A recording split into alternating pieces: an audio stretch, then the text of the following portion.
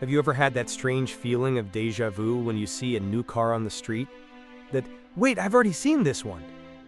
Today we'll find out why modern cars tend to look so much alike, to the point of seeming uninspired.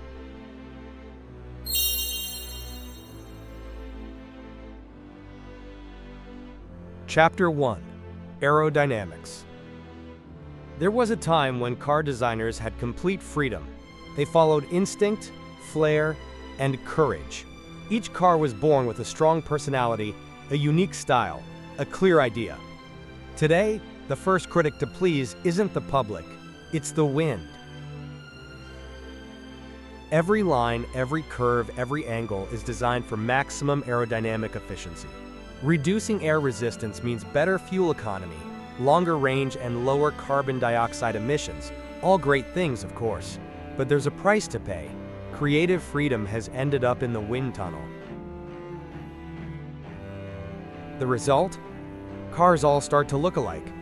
Smooth lines, rounded roofs, teardrop profiles. It works, sure, but after a while they all seem stamped from the same mold.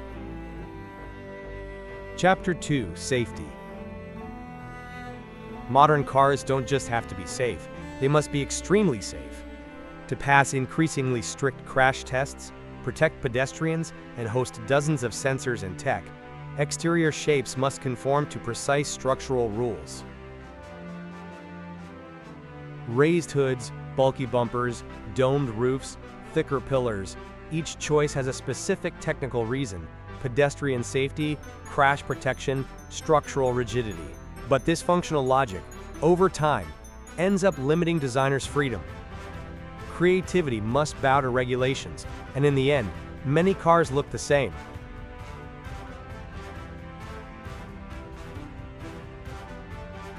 Chapter 3: Shared platforms. In the past, every manufacturer developed each car from scratch with its own dedicated platform. Today, the paradigm has radically changed. Everything starts with a shared platform, a single mechanical architecture used across multiple models, often even from different brands. Take the Volkswagen Group. Skoda, Seat, Audi, and Volkswagen all build very different cars, yet often on the same basic skeleton. What changes are mainly the front design, a few aesthetic details, and of course, the badge on the hood. Another example, the Stellantis Group, which owns brands like Peugeot, Opel, Fiat, Jeep, Citroën, and many more. Many of its cars share the same technical base, the so-called CMP platform. Take the Fiat 600. It looks Italian, with that soft and friendly touch of a small urban crossover. But underneath, it's nearly identical to the Jeep Avenger, the Peugeot 2008, and the Opel Mokka. This strategy is brilliant in terms of saving time and money, but it comes with a small side effect. Cars start to look more and more alike. Chapter 4: Blame it on marketing. There's a reason why modern cars look so aggressive.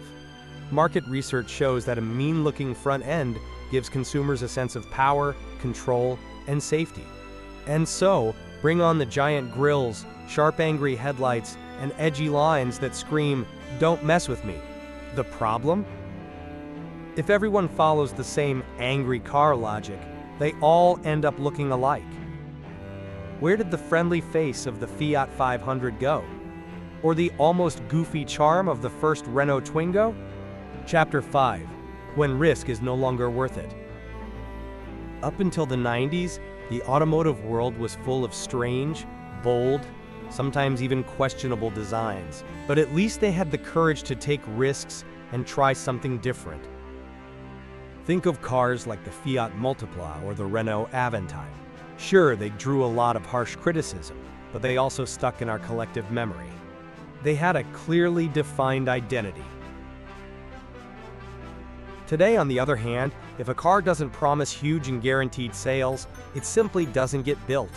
Financial risk is no longer acceptable. So they play it safe. Flat designs, recycled lines, and personality, well, that's been postponed until further notice. Chapter 6: Cars that dare to stand out. Thankfully, not all is lost.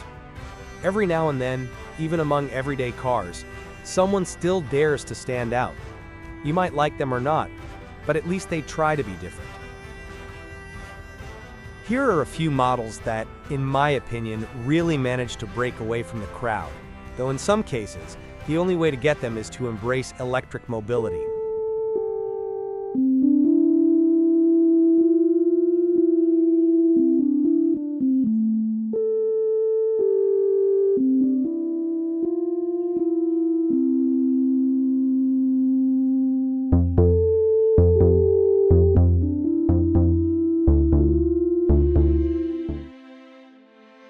Modern cars are undoubtedly efficient, safe, and often quiet and comfortable. But for many people, something's missing. The soul is gone. So what do you think is the most beautiful modern car on the road today? Let me know in the comments. And if you liked this video, give it a thumbs up and subscribe to the channel so you don't miss the next one.